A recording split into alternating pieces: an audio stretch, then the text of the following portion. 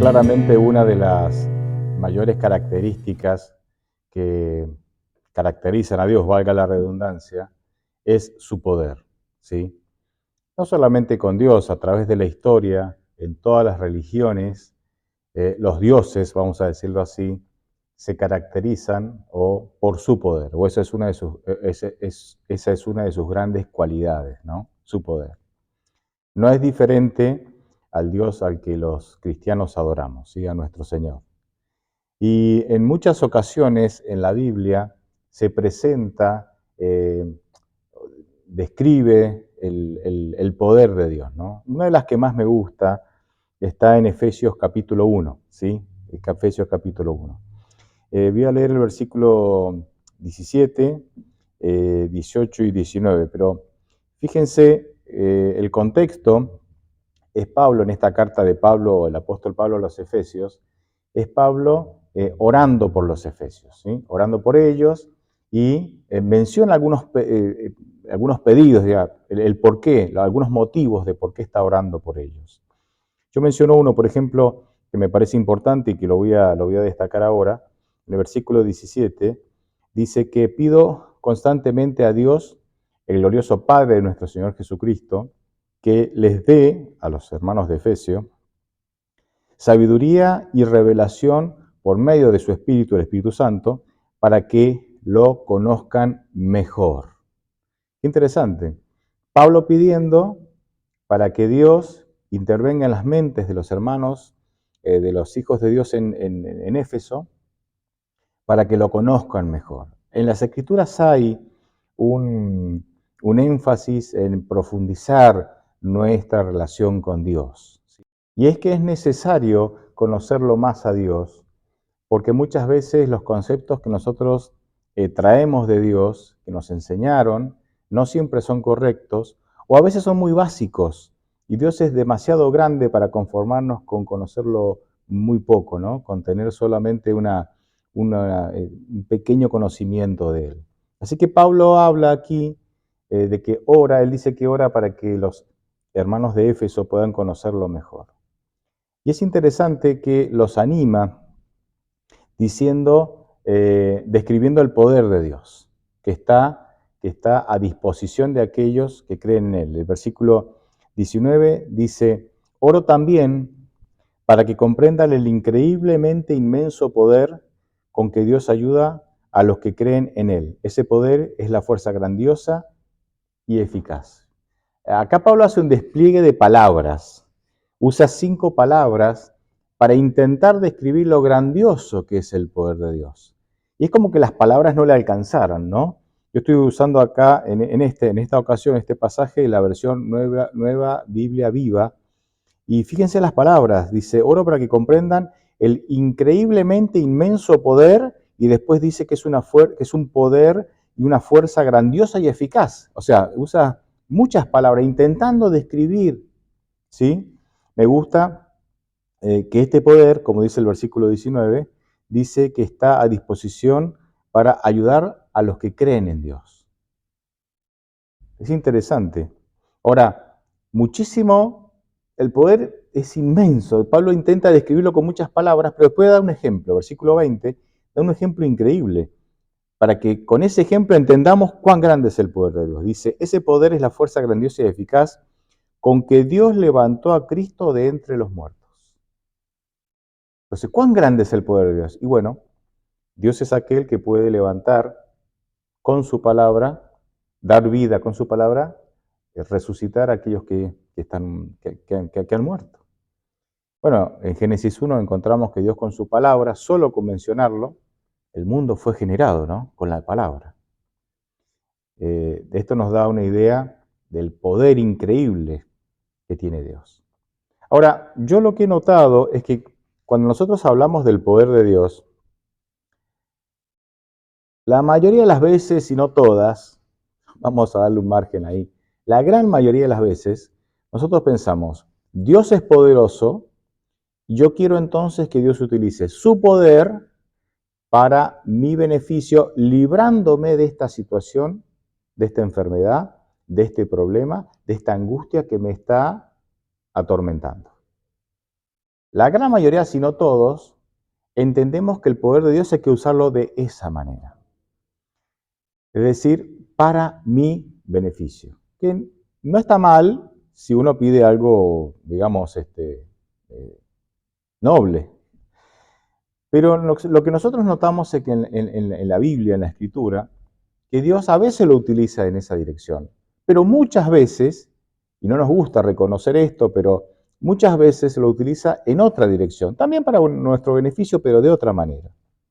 Es lo que yo diría que Dios lo utiliza no para mi beneficio, quitando esa angustia que me atormenta, sino en mí, Dios hace que su poder descienda en mí para capacitarme, darme paciencia, perseverancia, fuerza para resistir, soportar esta situación difícil, aunque la situación no se vaya.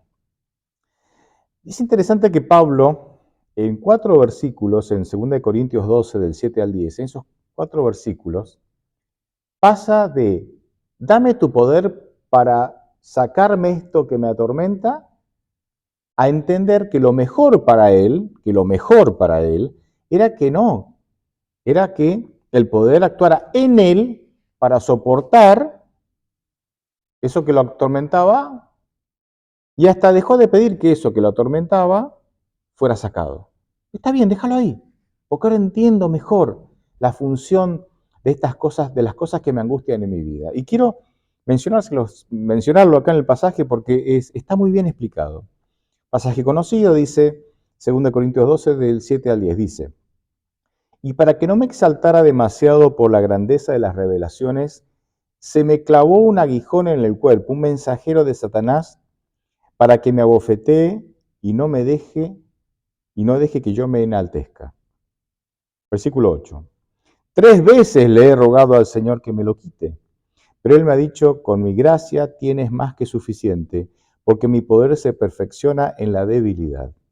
Por eso, con mucho gusto habré de jactarme en mis debilidades, para que el poder de Cristo repose en mí. Versículo 10.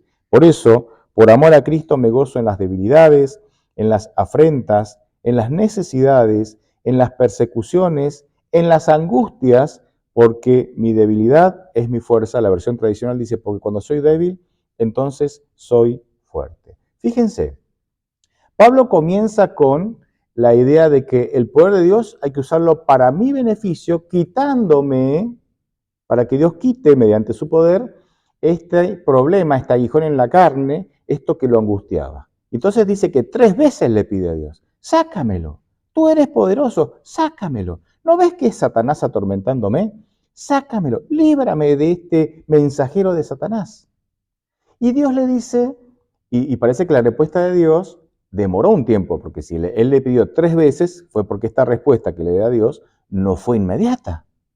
Entonces Dios le dice, no, porque esta angustia que tenés, este problema que estás transitando, esto que te quita el sueño, esta enfermedad, esta angustia que tenés, tiene una función en tu vida. Y la función es que vos te sientas vulnerable y débil. Entonces, cuando vos te sentís vulnerable y débil, inseguro, entonces ahora vos vas a pedir, clamar a Dios, y entonces Dios va a derramar su poder, no para librarte del problema, sino para fortalecerte, para darte fuerza, para capacitarte con un poder sobrenatural, para que vos resistas este problema, esta angustia, y puedas seguir adelante, aunque la angustia no se vaya. Y Pablo sopesa, porque él hace una conclusión de esto. Pablo sopesa, Pablo evalúa y dice, claro, lo que pasa es que yo siempre fui débil, pero no me daba cuenta. Recién ahora que estoy teniendo esta angustia, este problema, esta enfermedad, recién ahora me doy cuenta que siempre fui débil. Yo pensaba que no, yo pensaba que podía, pero recién ahora me doy cuenta que soy débil. Esta angustia me hizo notar mi verdadera realidad, que soy débil, que sin Dios no puedo. Entonces dice Pablo, si Dios me saca esta angustia, yo me la voy a volver a creer que puedo. Y me voy a terminar alejando de Dios en el sentido que voy a tratar de hacer todas las cosas o resolver todas las cosas con mis propias fuerzas. Así que no, Señor, no me saques la angustia. Por eso en el versículo 10 dice, por eso por amor a Cristo me gozo en las debilidades, persecuciones, afrentas, angustias. Me gozo, es decir, me alegro de tener esta debilidad, me alegro de tener esta enfermedad, esta angustia, porque esa angustia me recuerda todos los días que siempre fui débil, solamente que antes no me daba cuenta, antes creía que podía. Así que Señor, ahora que este dolor me está haciendo, me ha hecho consciente de que siempre fui débil, no me lo saques. Yo necesito todos los días, dice Pablo, sentirme débil para aferrarme a ti, sin condiciones, para entregarte mi vida entera sin guardarme nada. Claro, y entonces, dice Pablo, ahora estoy experimentando, desde que hago eso, ahora estoy experimentando una fortaleza increíble. Y concluye, ¿no? Como ya lo leímos, porque cuando soy débil, entonces soy fuerte. ¿Sos fuerte por qué? Porque el poder de Dios se ha manifestado en vos para capacitarte, resistir, soportar y perseverar a pesar de que el problema no se va. Según el razonamiento de Pablo, si el problema se fuera, él volvería a los antiguos hábitos que tenemos todos los seres humanos de intentar resolver las cosas por nosotros mismos, con nuestras propias fuerzas, sin Dios. Y seguimos siendo creyentes, ¿eh? Seguimos siendo creyentes, venimos a la iglesia, guardamos las formas, tratamos de ser fieles, está todo bien.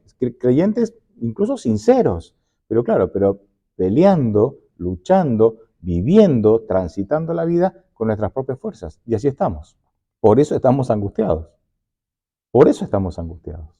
Porque intentamos vivir una vida, sostener una vida que no estamos capacitados para hacerlo. Y son las angustias de la vida los que nos hacen recordar cuál es nuestra realidad, cuál es nuestra verdadera realidad. Colosenses 1:11 en esta misma dirección dice, todo esto, fortalecidos con todo poder conforme al dominio de su gloria, para que puedan soportarlo todo con mucha paciencia. Fíjense, acá el poder de Dios se manifiesta en mí para que yo pueda soportarlo todo con mucha paciencia, aunque el problema no se vaya. Ahora, esta parte, esta manera en que Dios usa su poder, no es la que más nos agrada. Nosotros siempre queremos, Señor, sácamelo, sácame el problema. Porque también somos un poco adictos. O sea, a ver, es razonable. Yo también, todos queremos vivir sin problemas. Pero seamos realistas. En este mundo, ¿quién va a vivir sin problemas? Y también somos un poco adictos a las respuestas rápidas, a las soluciones rápidas y a la vida cómoda. ¿Sí? Solo que muchas veces en la comodidad no crecemos, ni como personas, ni mucho menos espiritualmente. Entonces, quiero ahora destacar otro punto permítanme ser un ratito abogado del diablo. Esto es una ilustración, tranquilo, no soy abogado del diablo. Pero permítanme un ratito así, a modo de ilustración, ser abogado del diablo.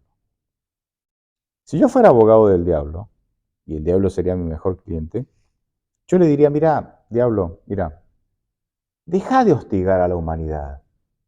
¿Por qué te ensañás con tentaciones, con pecados, siempre que caigan, que sufran, que se quebranten? Déjalo fluir así un poco, no los hostigues tanto. ¿Por qué me va a decir el diablo? Porque si vos los hostigás hasta el punto del quebranto, que se sientan quebrantados y sin ganas de vivir, si ellos llegan a ese punto de debilidad, entonces ellos van a clamar a Dios. En su debilidad van a clamar a Dios. Y vos no querés que ellos busquen a Dios. Entonces dejá de hostigarlos. No vaya a ser que tanto hostigamiento lo que estás haciendo es fomentar que ellos busquen a quién, a Dios. Me parece un buen razonamiento. Y el diablo dice, tenés razón, tenés razón. Pero yo tengo una carta ganadora, que me permite hostigarlos que pierdan hasta las ganas de vivir, y así toda la mayoría no va a buscar a Dios. No va a buscar a Dios. ¿Cuál es esa carta ganadora? ¿Qué pasó con Adán y Eva cuando pecaron. ¿Qué fue lo primero que hicieron Adán y Eva cuando pecaron? Se escondieron. Y cuando Dios llega, dice, ¿dónde estás? Vi que venía, fue la contestación, y me escondí porque tuve miedo. Génesis 3. La primera consecuencia del pecado es que cambió nuestro concepto de Dios. Antes del pecado, Adán y Eva se llevaban bárbaro con Dios. Dios era una persona confiable. Dios era una persona que ellos consideraban que Dios los amaba. Ellos consideraban que Dios los cuidaba. Ellos consideraban que se podía confiar en Dios. Que Dios era una buena persona. Cometen pecado. Y lo primero que aparece en sus mentes es, Dios no es bueno, Dios no es confiable, no conviene relacionarnos con Dios, escondámonos. Tenemos miedo de Dios, no sé, va a pasar, si Dios viene van a pasar cosas malas, nos escondemos. Y Satanás dice, tengo esa carta. La humanidad toda, desde Adán, han heredado ese miedo a Dios. Nacemos con ese miedo a Dios. Entonces, claro, no es fácil buscar a Dios en medio del quebranto y de la debilidad. No es fácil. Yo sé que muchos buscan a Dios en medio del quebranto y la debilidad, pero lo buscan equivocadamente, ¿sí? Porque lo buscan con una especie de genio de Aladino que frota la lámpara, sale el genio, le pido 3 deseos y bueno, listo, si te vi, no me acuerdo. Claro, son creyentes, pero no entienden la dinámica de relacionarnos con Dios. El Señor tiene mucho para darnos, en la medida que nosotros nos comprometemos y le entregamos el gobierno de nuestra vida. Por eso Jesucristo, en Mateo va a decir, Dios hace salir el sol sobre justos e injustos. O sea, hay bendiciones generales que son para los justos y para los injustos, para los que se van a salvar y los que no están haciendo nada para salvarse, ¿verdad? Los que deciden no creer para salvarse. Pero hay bendiciones especiales que son para aquellos que tienen una relación de compromiso con Dios. Por eso Mateo 16, 24 dice que quiera ser un seguidor mío, el que quiera ser un discípulo, niéguese a sí mismo, tome su cruz y sígame. O sea, hay cosas, un compromiso con Dios incluye, para nuestro beneficio, incorporar ciertas cosas en nuestra vida y dejar otras. ¿Pero por qué? No porque haya mérito salvífico en el hacer y el dejar de hacer, sino porque todo compromiso conlleva un grado de renuncia. Si vos estás casado, lo entendés, si estás de novio también. Si sos padre, lo entendés. El matrimonio va a funcionar si hay un grado de compromiso en donde cedemos, ¿sí?, para que todo funcione. Todas las relaciones son así. Y Dios no es la excepción, con la diferencia de que Dios nos ama, es perfecto, ¿sí? Él tiene claro cómo son las cosas y nos dice, chicos, es este el camino, es este el camino. Pero como la mayoría no va a transitar ese camino, entonces, finalmente, son quebrantados porque Satanás y la vida, ¿no?, nos hostiga, pero no vamos a buscar a ese Dios para que ese poder increíblemente grande que se describe en Efesios pueda actuar en nuestra vida, dándonos esa capacidad de soportar y de seguir adelante a pesar del problema. Miren, el mundo piensa así, porque fíjense, aquellos que de pronto no son creyentes, dicen, si vos tenés un Dios tan poderoso, ¿por qué hay tanto mal en el mundo? ¿Cuál es la filosofía detrás de eso? La filosofía es que el poder de Dios hay que usarlo para erradicar el mal, ¿sí? Y es cierto que Dios hará eso algún día. ¿Cuándo lo hará? En la segunda venida de Cristo. Pero ahora estamos en un proceso para llegar ahí.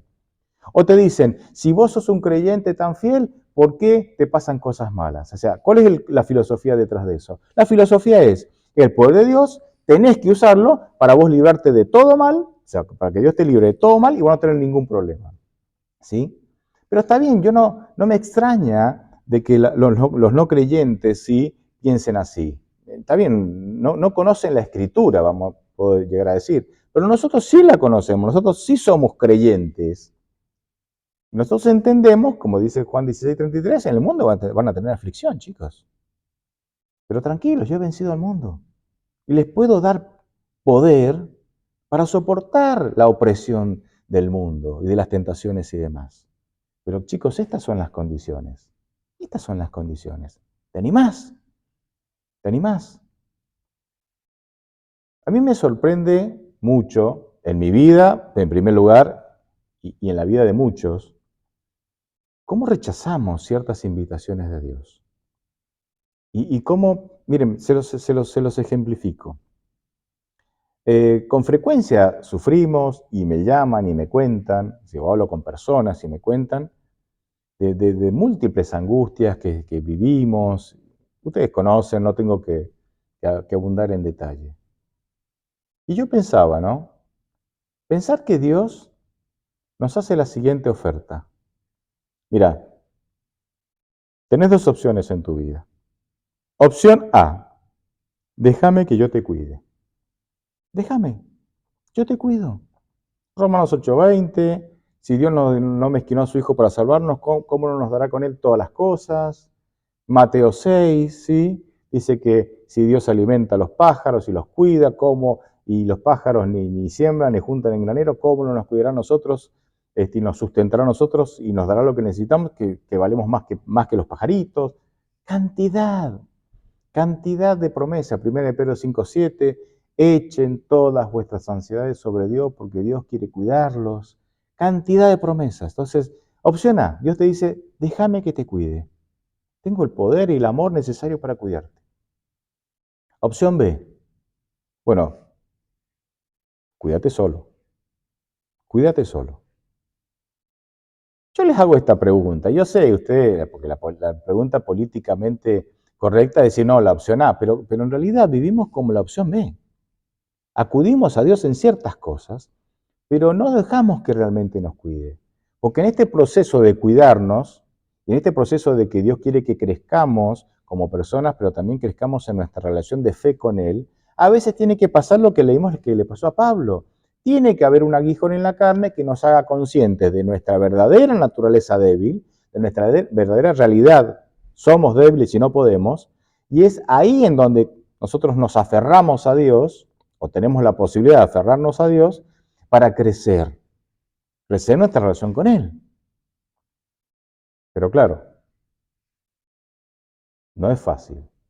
Ahora, Jesucristo dijo que tenemos que ser como niños y que de los niños es el reino de los cielos, Mateo 18.